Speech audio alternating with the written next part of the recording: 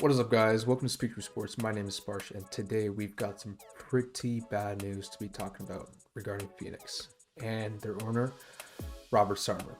So, as some of you are aware with the situation that's been going on, Robert Sarver is an owner of the Phoenix. He's been tenured there for 17 years up to this date. And currently, the NBA has filed an investigation into this case, as there's been lots of reports coming out about his racism and misogyny towards some of the staff and the organization. And when I think about some of the things that he said, it makes me absolutely sick to my stomach.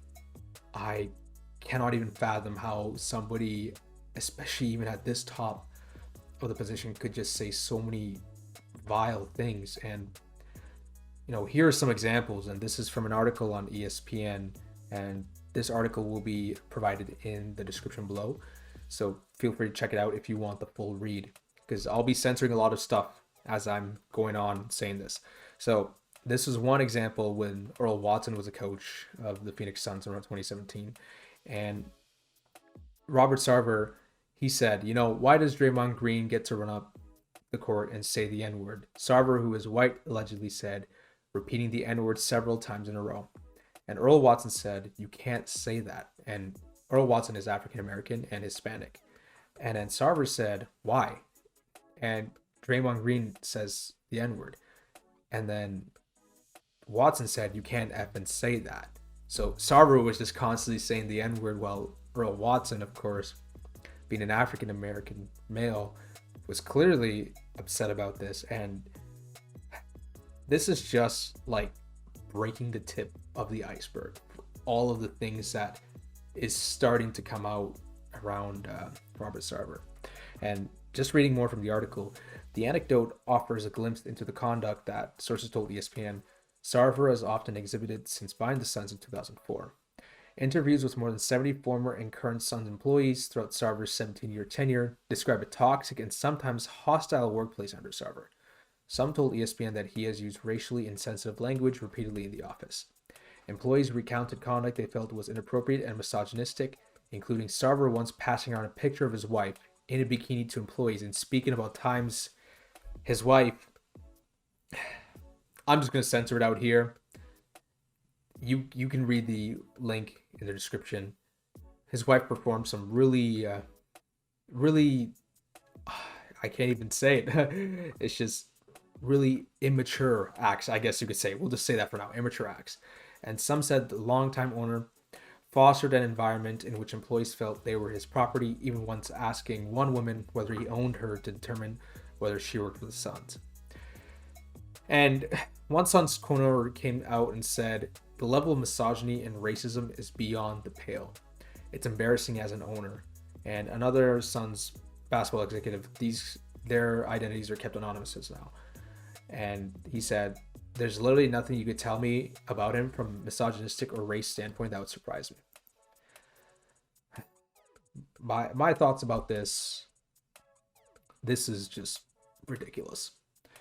Especially in a league where you have the majority of your players being African American, African Canadian, right? And the league also slowly expanding to include some more international players as well, players from Africa.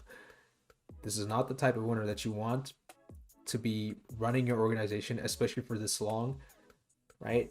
Considering that there were at least 70 accounts of his racism and misogynistic behavior within the organization and the hostile environment that he created for his staff. This is really not a good look for him.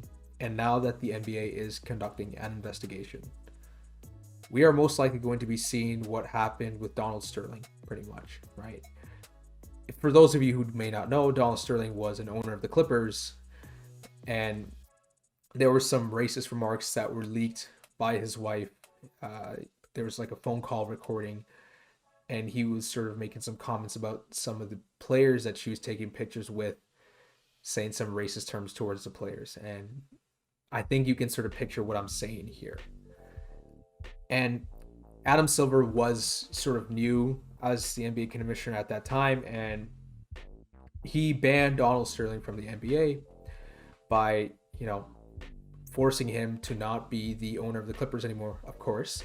And he was not allowed to have any sort of stake in the NBA, not allowed to attend any NBA games after that, right? So we're probably going to be seeing the same situation for Robert Sarver as well, especially considering, you know, Adam Silver's still the commissioner, and, you know, considering how much more diverse our league has become.